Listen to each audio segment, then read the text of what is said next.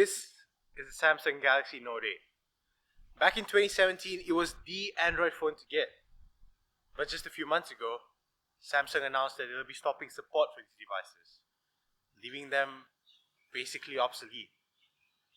That was barely 3 years ago. And now thousands of people will have to rush out to get new devices just to stay up to date.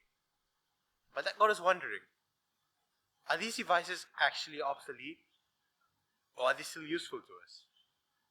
Well, in order to understand that, first, we have to look at the big picture.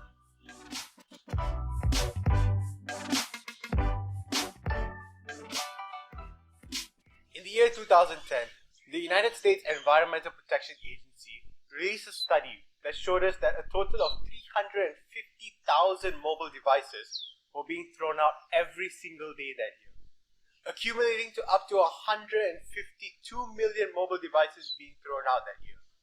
152 million mobile devices in a single year. Now, if we were to look at it from a more general perspective, in terms of e-waste, the United Nations states that a total of 20 to 50 million metric tons of e-waste gets dumped every year. And all these numbers are only going to increase from here on out. These are all just mere statistics. So let's bring it down to a field of technology that we can all relate to. Smartphones.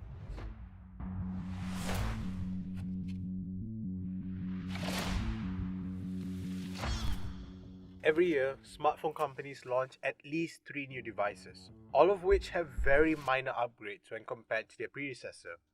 However, every year millions of people still upgrade to these new devices, even with these small differences. So in order to get a proper idea of how many old devices there are, we first have to see how often people really do upgrade their smartphones. In a survey conducted by Gallup involving over 15,000 people, it was seen that a total of 54% of these smartphone users upgrade their phone when their phone or software becomes obsolete. 44% of these users upgrade every 2 years according to their carrier plan, and 2% of these users upgrade every single year.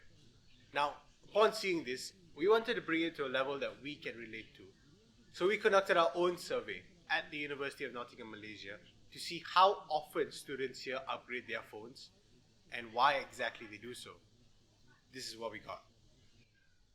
From the data we collected, we can clearly see that people mainly buy a new device to either replace or upgrade their old devices. Those who replaced their old devices said they did so because their old device was damaged beyond repair, while those who upgraded to new devices did so because their old device was too outdated or obsolete. Now, what exactly did they do with those old devices?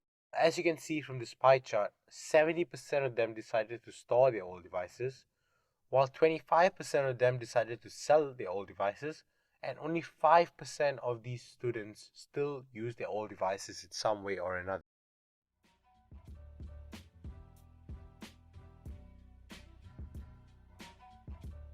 You see, from the statistics we saw earlier, it is clear that a lot of e-waste is being dumped every single year, and a lot of this includes old devices. Now, when these old devices are dumped to the ocean, the toxins from components like the battery would leak out and start to contaminate the water. What this does is create a problem for the wildlife in the ocean as well as us. And in order to combat this, many companies have started things like trade-in programs, where people can trade in their old devices for the latest the company has to offer for a cheaper price. Many people have also started making their products out of 100% recycled materials. What exactly can we take away from this?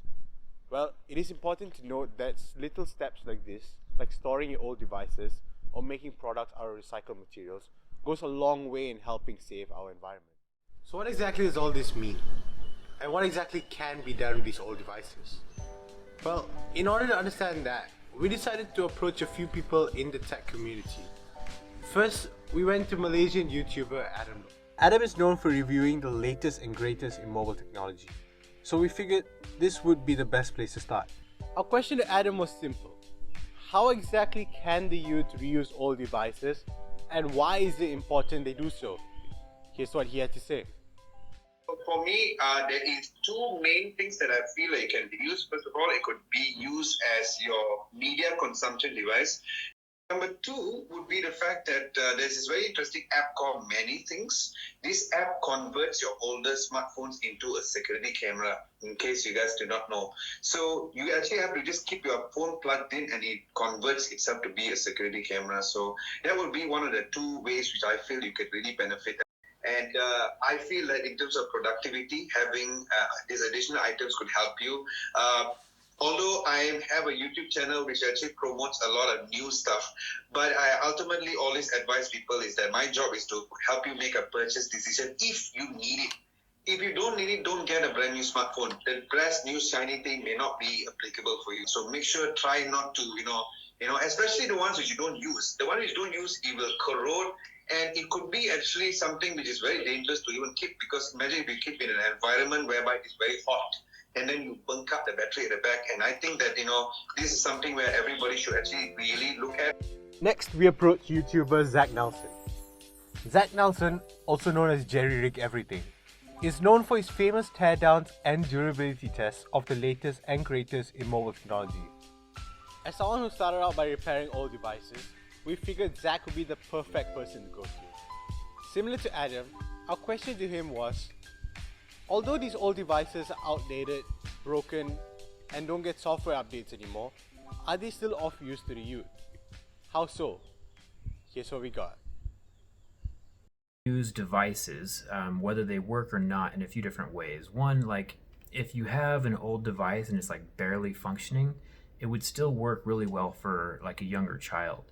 And one thing that we do here in the United States is that even if a phone doesn't have service attached to it, like you can't make phone calls, it can still access emergency numbers. Like here in the United States, it's 911. And another way that it can be useful to the youth is learning how to repair them. Using an old cell phone that doesn't matter very much, or that isn't worth very much anymore, is the perfect device to learn how to do repairs. That's how I started. Doing repairs for other people was with the super old phones, and then working my way up to the more expensive ones. So it's a great learning opportunity. No, they're outdated. There's a couple ways. The first one that comes to mind is one way that people have recycled old laptops is by popping out the batteries inside, and inside each of those laptop batteries, they're like a brick about this big, is a bunch of little like cylinder cells that are lithium ion, and you can take those out, and some of them will be bad, some of them will be good, and you can use those to build like entire power walls, entire like battery bricks. I've seen people start to like power their cars with old recycled laptop batteries. So what I do personally is I keep my phone for 2 or 3 years before I sell it to someone else so that they can continue using it. But no matter what, I never actually throw it away, because for one, there's always going to be useful parts inside. Let's say my screen is broken, shattered, not even usable anymore. My battery can still go to someone else's phone and help them have their phone last longer. So you can Frankenstein the parts out of each one of these phones and make other phones last longer, which is a good thing to do. It keeps things out of the landfill and helps the planet and saves you money as well. So what exactly can we take away from Zack and Adam's video? Well, the main takeaway is that although these old devices are obsolete, they still are useful to us in many different ways. You see, through this video, we aim to educate the youth on old devices and to show them that these old devices are so much more than what they seem to be upon first glance. So, to reiterate our point, we've come up with 3 different creative ways these old devices can be used. First category in which old devices would be of use is in education. You see, in this day and age, learning is not just limited to textbooks, as many people prefer visual learning. And this can easily be done by using virtual reality, also known as VR. VR would help provide students with a more hands-on experience, which in theory would help them remember what they learn better when compared to using textbooks and reading from them. Nowadays, it's very easy to build your own VR set. Companies like Google even have step-by-step tutorials online on how to make your own VR headset using household items and cardboard. Once you have the VR headset, your old device can be used as the main part of your VR experience. Many VR apps do not require the latest and greatest technology to help power the app, so even old and outdated smartphones can be used to power many VR apps. Next, we have security. As Adam had mentioned earlier, there are multiple apps that can help you build your very own home security system easily for a cheap and affordable price. You see, a home security system just requires one main device to receive the feed and multiple other devices to act as cameras around your house. Your old devices can be used to act as different cameras placed around your house, and the feed received by the camera can be sent to your main device using an app designed for home security purposes. These old devices can also act as a motion sensor. Majority of the devices we have come equipped with a gyroscope, and these gyroscopes are designed to detect motion. Your old devices can be set up near your door or your safe to act as a motion detector, so if anyone tries to come in, you will immediately get an alert on your main device. Lastly, all devices can actually be used to build new devices. You see, what many fail to understand is that just because your old device is outdated or certain components or parts of it are damaged, it does not mean the other components are useless to us. See, just like what Zack had said earlier, just because your device cannot be used does not mean the components inside are useless. The youth are always encouraged to take up new hobbies, and starting to take apart your old device to build new ones is something that will be very beneficial and educational to them. There are many videos and tutorials online that can be used to learn about each component in your device, what exactly it does, and how exactly it can be disassembled. This will be useful for the youth to learn so that they know how to replace parts in their devices and how to repair the devices as well. Now, one of the many theories that can be applied to this scenario of having too many old devices is planned obsolescence. What exactly is planned obsolescence? Well, planned obsolescence is when companies produce consumer goods that rapidly become outdated or obsolete. Many smartphone companies are known to slow down their old devices as a way to urge their customers to upgrade to the latest and greatest they have to offer. Even companies like Apple have admitted that they slow down their older devices through software upgrades in order to save battery life. Now, what this does is create an abundance of old devices available. What exactly can you take away from this video? Well, we hope that you start to take a moment to think about what can be done with your old device before you dispose of it or stuff into a drawer you're never going to open. Before you go out and buy that shiny brand new device, ask yourself this: do you really need it? And that's the big picture.